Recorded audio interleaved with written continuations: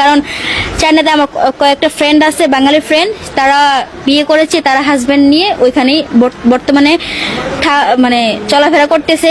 তার হাজবেন্ডও ভালো আছে, তারা অনেক সুখে আছে। তাদের সুখ দেখেই তাদের সাথে মানে কথা বলেই সবকিছু করে আমি তাদের সাথে যে চাইনিজ মানুষদের সম্পর্কে তোমার আগে থেকে একটা ধারণা ছিল? জি জি জি, কারণ আমি বাঙালি মানুষ, আপনি কেমন কি না কি সবকিছু জেনে শুনে আপনার সাথে আমি রিলেশনে যাব।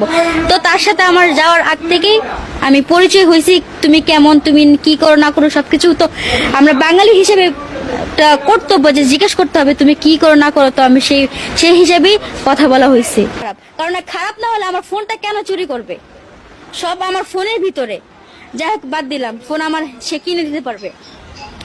আমরা এইগুলা ভাইরাল হয়েছে, ভাইরাল হওয়ার পরে আমরা এই বিষয়ে লক্ষ্য করলাম যে সেটা হচ্ছে মানুষের যে একটা নেতিবাচক বক্তব্য যে নারী পাচারকারী চক্র, এইসব আমি বিশ্বাসই করি। শুনেন, এইসব মানুষের মুখের কথা।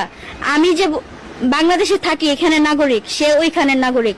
তো সে ওইখানের থেকে এখানে আসছে, সে আমার প্রথম বলছে যে আমি যে বাংলাদেশে আসব, যদি আমাকে নিয়ে সে বিক্রি করে দেয়।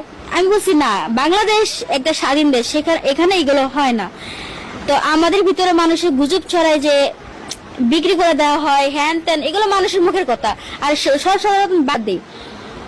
তো মানুষের মুখে আমি শুনেছি যে এইসব খারাপ হ্যান ত্যান, আমি সব এগুলো দেখে শুনেই সবকিছু করেছি।